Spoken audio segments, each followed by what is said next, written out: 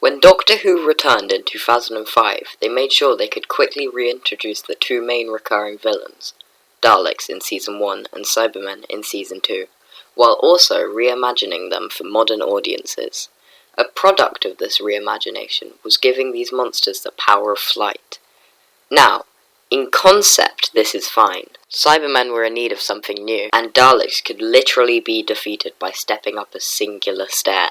But it may have done more harm than good. Daleks are the first and by far the worst offenders of this flying problem. The first levitation was in remembrance of the Daleks, but the problem first arrived in the Parting of the Ways, in which the Daleks soar through the air as if it's the easiest thing in the world.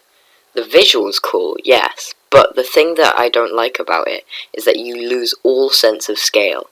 When you just see hundreds of Daleks zooming effortlessly through the air, it's impossible to know the intensity of the invasion.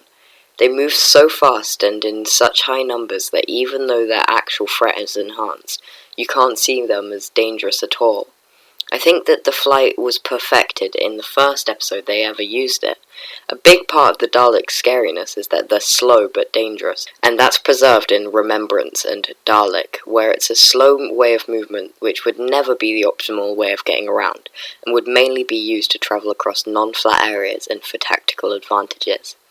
This, if it was kept, would make Daleks even more scary and powerful without taking away from them. Now on to the Cybermen. For these, my main issue is that it just looks bloody stupid. Honestly, they just stand straight and zoom up using only their feet. And when they stop flying, they just stop as if they're smacking their head on a ceiling. Surely if they had any momentum, they'd have a tiny bit of slowdown, right? They even made the Mondasian Cybermen fly. Their faces are literally made of cloth, and you expect me to believe they can fly? However, in the two scenes that they do fly in, it actually helps the narrative. In Death in Heaven, they need to fly to blow up the cyber cloud, or whatever that thing was.